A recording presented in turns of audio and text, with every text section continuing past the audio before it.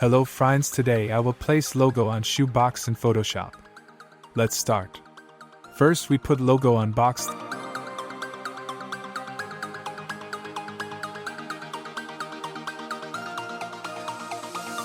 Then pick rectangular marquee tool. Use this tool on your logo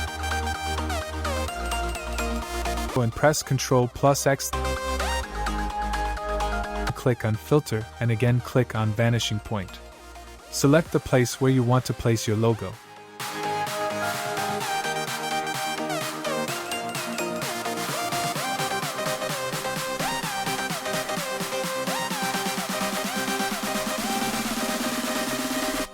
After selection, press Ctrl+V. Then put your logo on box. Then click on OK. For more accuracy, double-click on layer of logo and decrease the opacity a little bit. And also click on texture.